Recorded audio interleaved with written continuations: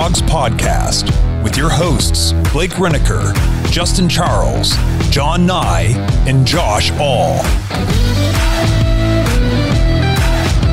Hey everybody, welcome to another episode of the Dawgs podcast presented by DraftKings Sportsbook. Josh and Justin with you tonight because we had to jump on here real quick. Something major just happened for the Browns. Big trade.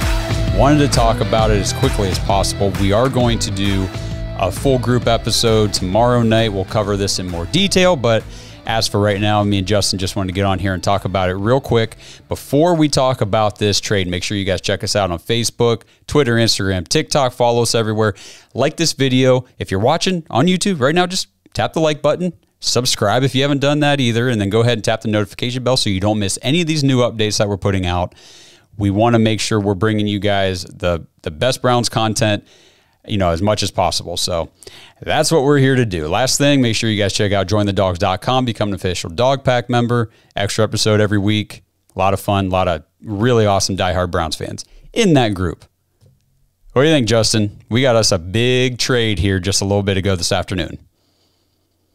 I'm pretty stoked, man. I'm real excited. I thought wide receiver was something that we needed to address. I kind of figured that at this point we were either going to use the pick at 42, and we kind of did, but in a different way. So I'm excited. The kid he's fast, a lot of speed. And for what we got him for, we basically traded 42, and then we got the third also with him. He wanted an out, man. He was frustrated with his role in New York. Last I heard, his Zach Wilson chemistry question, and he said, "I don't get the ball." That was the last thing I really remember him for. It's kind of nice. I mean, it's a nice piece to add to Cleveland's wide receiver core. He's fast. Even when he wasn't utilized, he still, had 500 yards last year. The year before, he had another 480 the year before that. He just wasn't utilized in New York at all, really. So I'm curious to see how we use him. He's very fast, though. Very, very fast. He is very fast. So, a lot of what I like to do is I like to look at a couple different sources that, for stats and things that kind of evaluate these players. Elijah Moore obviously was, he was one of the better receivers in that, 2021 draft class. It was just 2 years ago. And, he was the second pick in the second round. So he was damn near a first round pick. He was touted kind of as first round talent. So he almost, was good for that. If you go and look at his NFL draft prospect grade from NFL.com, he was a 6.43 grade. Next Gen Stats had him at an 89 total score, which was fourth best in the wide receiver class that year. His athleticism score was number 5 among wide receivers, and his production score coming out of college was third. So this guy can produce. Absolutely. And I could be wrong here. I'm going very much off of memory, but wasn't he a super shifty slot guy at Ole Miss? Yes. Something that we've been missing for, I guess, probably my whole life. I don't think we've ever had a really, really nice shifty slot receiver. So it's kind of unfortunate for David Bell. I feel like, he might be kind of pushed to the back again, but we weren't utilizing him either. So I think it's a great combination. You add him with Amari Cooper and DPJ. Man, wide receiver core kind of looks a little complete now. Some of the guys that we've kind of had to rely on in the past, maybe we don't have to as much. AKA, I don't know what we do with Schwartz now, and then, David Bell. But no, I like this, man. This is very, very exciting. I thought maybe we weren't even going to address it. We were just going to go on the belief that, Watson doesn't need to have receivers. And that's maybe he doesn't, but I don't want to bank on that, going into next year and go, hey, now we're talking about we didn't put anything around him. And that's why maybe if his performance was subpar, that's why. But no, I like this. It's coming together nicely, I feel like. It really is. We, as Browns fans, and, we've seen it all over social media, everybody that we've talked to, everybody's saying, why aren't they addressing the wide receiver position? And Elijah Moore was a guy that was linked to the Browns in trade talks for the last few weeks, I feel like, maybe even a month. Like, I've been hearing that, but it was getting drowned out by the Jerry Jeudy news and all this other stuff. DJ Chark, McCole Hardman coming in free agency, all these other high-profile names. And I think the Elijah Moore trade possibility got kind of swept under the rug and wasn't as talked about. But I always liked this kid. I know, if I'm remembering correctly, when he was at Ole Miss, he played with A.J. Brown and DK Metcalf. Am I right about that? I mean, we can look that up. I don't know that off the top of my head. I just remember him being at Ole Miss. Okay.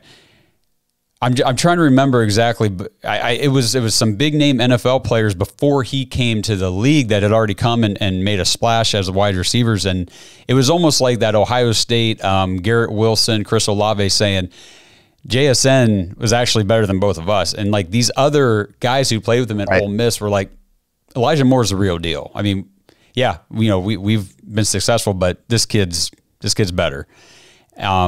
I'm really excited that we got him. I mean, like you said, the real shifty slot receiver. I mean, he's 5'10", 178. He is fast. He's just under 20. He's about to turn 23 years old, so he's young. We get him in his third year of his rookie contract. Yeah.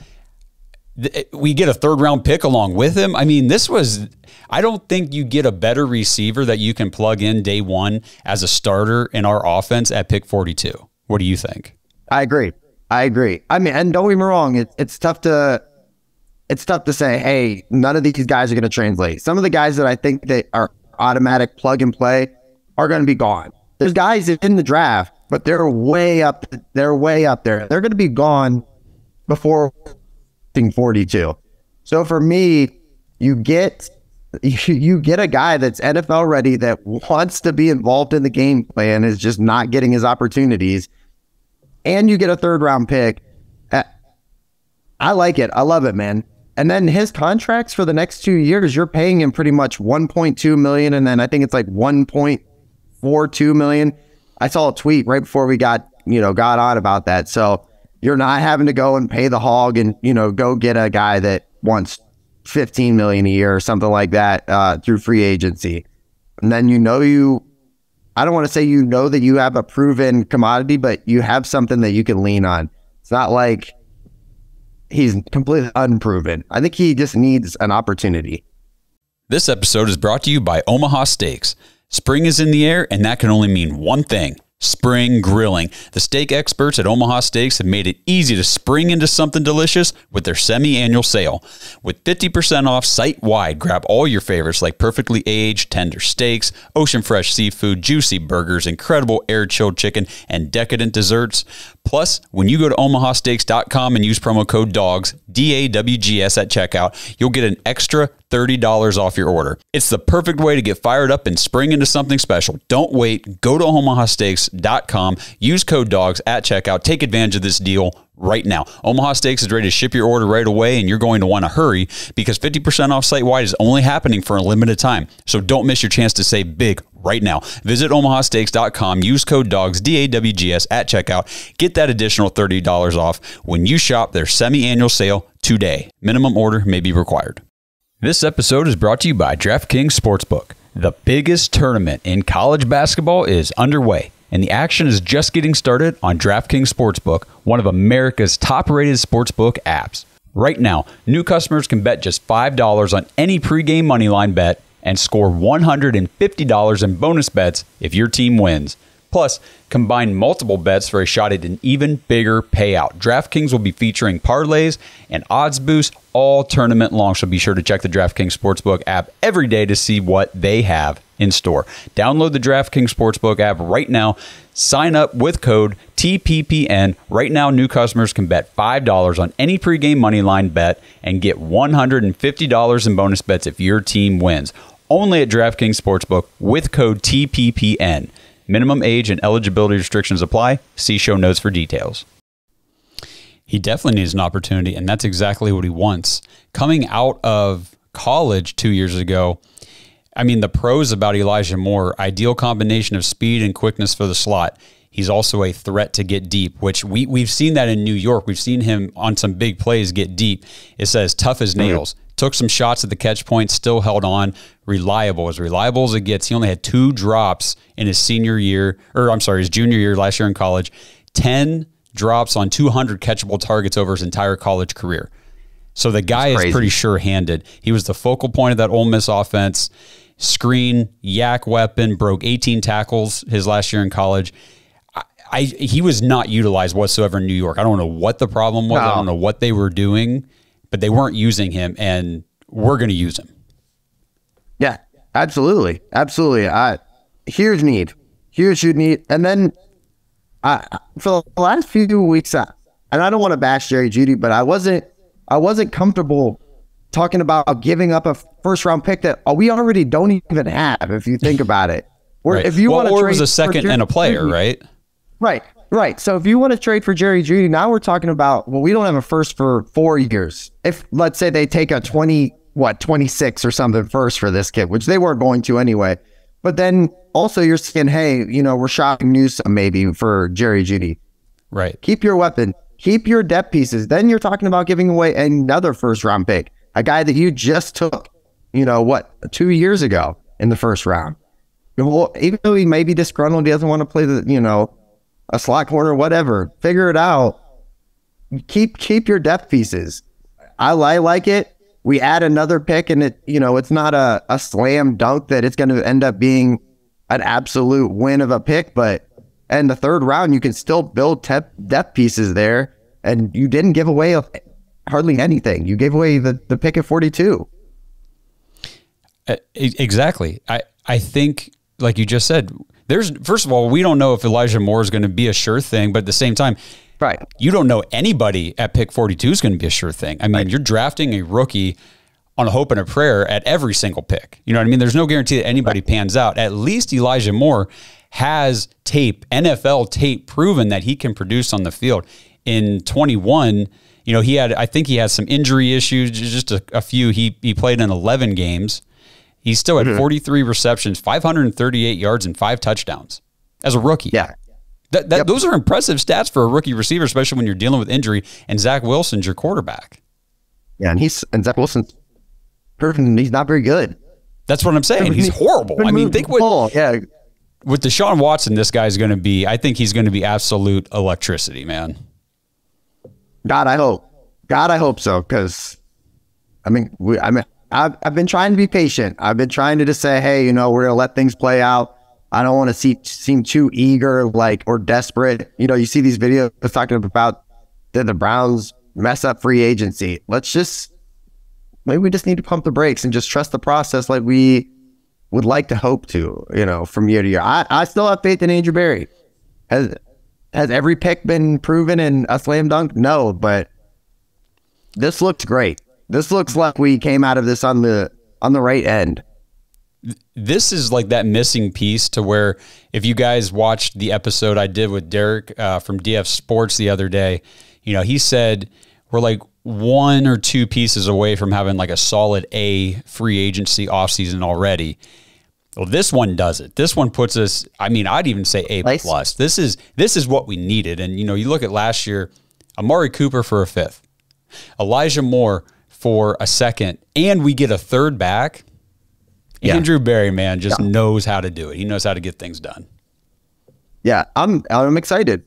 And I know we're talking Elijah Moore, but Anthony Walker's coming back too. They kind of pretty much said today, signed a 1-year deal, which is another, we're looking at like linebacker and going, God, maybe we're not that great there. And so I'm just trying to trust the process.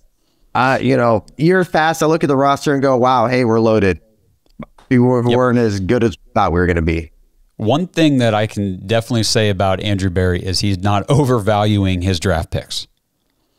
That's fair. Like we've seen GMs do in the past with the Browns. We see fans do it all the time. Like, you can't give up a 1st-round pick. I'll give up 3 first-round picks for Deshaun Watson. We strike out on every single first-round quarterback we ever take. Yeah. Let's just do it. So we get that guy. Do we need that pick 42? We're going to use on a receiver. Go get one who's already proven that he can play in the NFL. Fair. That's fair. I like it, man. I'm pretty pumped. I think this is an extraordinary trade. Very happy. As LA Rams general manager once said, F them picks, man. Let's go do this. We don't need them picks, man. That's got to be like the new motto. I love it. Yep. Let me get that on a shirt. Hey, there we go. Maybe I'll design one, put it on the Dawgs podcast merch store. Ooh, yeah. Anything else you want to talk about Elijah Moore before we wrap this one up? Nah, man, just excited. Just excited. Nice, take a deep breath, Browns fans. Hey, things are slowly coming together. Just patience. Yes, and like you said before, I prefer like just the trade in general, everything that was included in the trade, the player we got. I like this way better than what anything could have happened for Jerry Jeudy. I think this is a big win. Yeah, huge. All right, man. Well, that's going to do it for this quick one. We just wanted to get on and give you guys our quick thoughts about the Elijah Moore trade. It's huge. Tomorrow, we'll be recording a full episode with everybody, so we'll go into more depth about Elijah Moore. If you've got your input, questions, thoughts, whatever, drop them in the comments. We'll address them on the show. We love doing that kind of stuff, so throw them in the comments. Let's hear from you. Do you guys love the trade? Do you hate the trade? Is Elijah Moore the guy we were missing? Or, are we still a wide receiver or two away from having a good core? You guys let us know. We want to hear from you. So until we talk to you next time, let's go Browns.